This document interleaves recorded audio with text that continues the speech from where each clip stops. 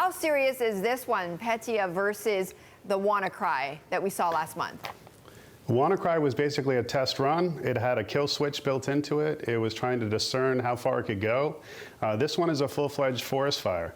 And it's been set specifically by threat actors who don't just have monetary gain in mind. It's obvious that the proliferation of Petya in the Ukraine was purposeful, and now it's spreading everywhere through Europe and into the Western U.S. So what's important to note here, though, is that Microsoft did its best to patch this vulnerability, but a lot of folks did not go ahead and remediate.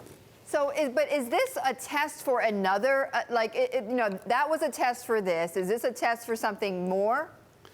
No, I think the genesis of this attack has a geopolitical aim, and that is to destabilize the Ukraine, but it's basically gotten out of control.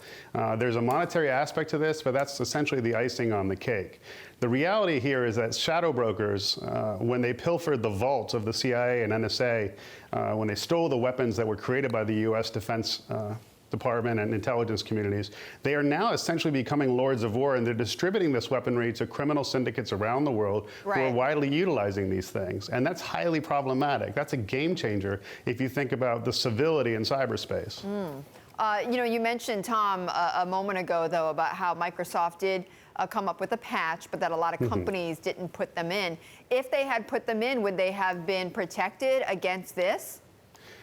Most of them would have been, but the challenge here is that the legacy operating systems of the world are unpatched, primarily because they're governing and controlling critical infrastructures like transportation or energy, and it's difficult to roll out those patches in a scalable fashion.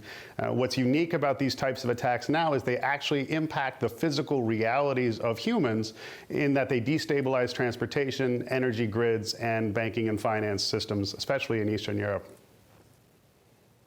Tom, we were talking about this just a little bit earlier. It feels like every time this wave of new attacks happens, we kind of sit back and go, what went wrong? What could we have done better? I mean, what are we not learning in terms of lessons here?